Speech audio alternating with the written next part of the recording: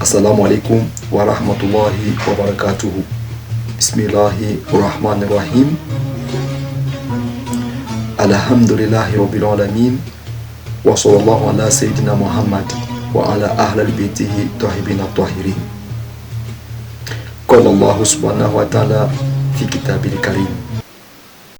Bismillahir rahmanir rahim. لا أقسم بهذا البلد وأنت حل بهذا البلد.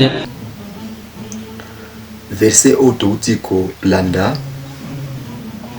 ezali kosala allusion epai ya prophète Abraham tika kimi ya Nzambe ezala na ye, pe ezali kosala allusion na mwana na ye prophète Ismaïl tika kimi ya Nzambe ezala na ye.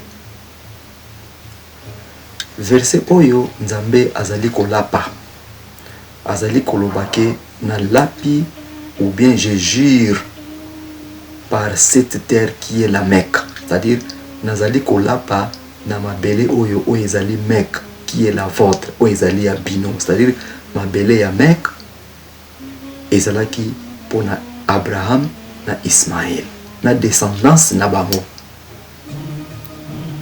Ndelelo oyo ngana o Islam mabele ya Mecque pe ezali pona biso. Mais wana ezali sujet na biso te.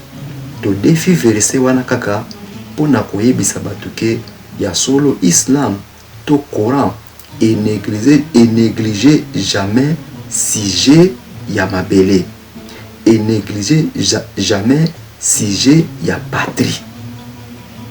Na yango wana lelo oyo na linkolobela ba musulman na ba non musulman ba croyant nyonso ya ba religion confondue oyo ezali na République démocratique du Congo na population nyonso kaka ya République démocratique du Congo tozala na bolingo ya mboka na biso Congo. Na koyebisa bino tozali na maloba moko ya Islam ezali maloba ya prophète Muhammad to ya ba saint ya Islam. Maloba ngo elobi nini?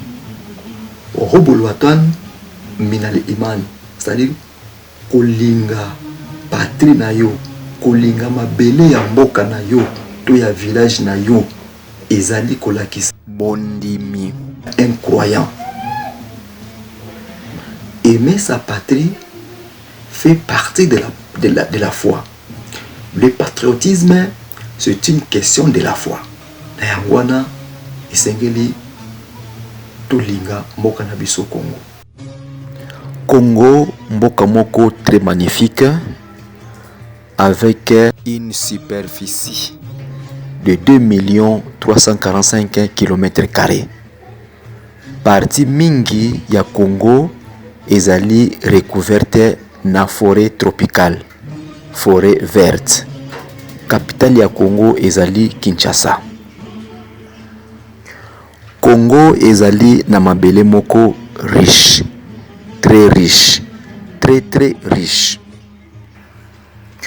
Etonda na wolo, or, cuivre, diamant, cobalt, coltan.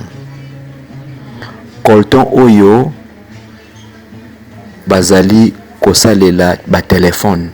60% à 80% ya coltan ya mokili mobimba ezali kouta na Congo.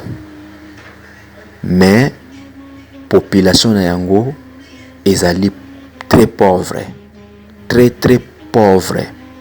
Poto zali ko profiter te na ba bozwi ya mboka na biso, na ba minere ya mboka na biso.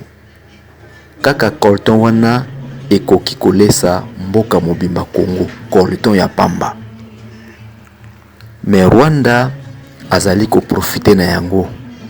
Lelo oyo Rwanda akomi premier exportateur ya coltan, c'est-à-dire akomi motu ya liboso na mokili oyo azali koteka coltan. Mais na mabele na ye coltan ezali te. Congo ezali mboka oyo lelo oyo ezali ko subir agression ya Rwanda pona minere na biso pona bozwi oyo mboka ngo ezali na yango. Est-ce que agression wana faute wana euti wapi? Congolais nyonso aluka faute wana, soki toyebi faute wana euti wapi esengeli to bunda te biso na biso, mais toluka remède, toluka eloko nini oyo ekosala po tolongola pasi wana. Pona nini ezali na verset moko ya Coran ezali koloba pasi moko ekozwa bino te kaka soki bino moko bato bolukaki yango eutaka pa ya Nzambe te. Wama asabakum min musibatin fabima kasabat aydikum wa ya'fu an kathir. Verset yango oyo soit yo moko koze yango, soit mutu mususu mutu akoze leyo yango ezali Nzambe te. Alors toluka pasi wana euti wapi pona tosala remède na yango. Pona nini? Pona Coran Nzambe azali koloba na verset na ye moko, ngai na longola kapasi ya peuple moko te soki bango moko basali nanu effort te ya komilongwa na pasi.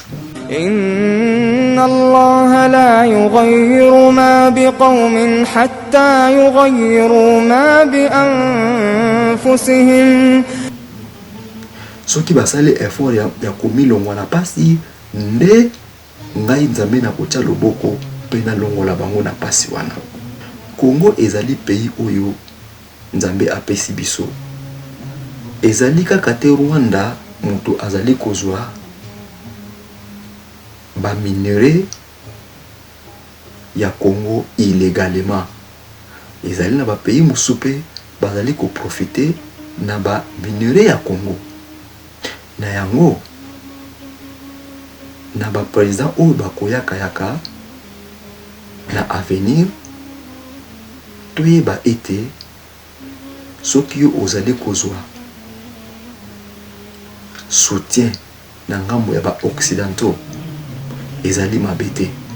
Soki yo ozali kozwa soutien na ngambo ya ba asiatique ezali mabe te. Esengeli na biso esengeli pona nini? Pona ba relation diplomatique ezali pe mabe te.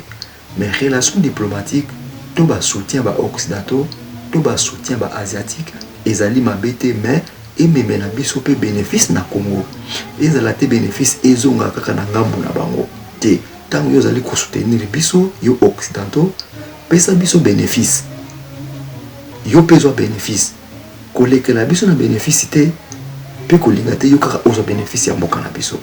Yo pe asiatique tango ozali ko soutenir biso kolinga te bénéfice kaka ekende ebele na ngambo na yo, bénéfice pe po eya na mboka na biso. Nyonso wana ekosalama nini? Ekosalama na vigilance na biso, ekosalama na mayele na biso. Nazali apolitique, nasalaka politique te,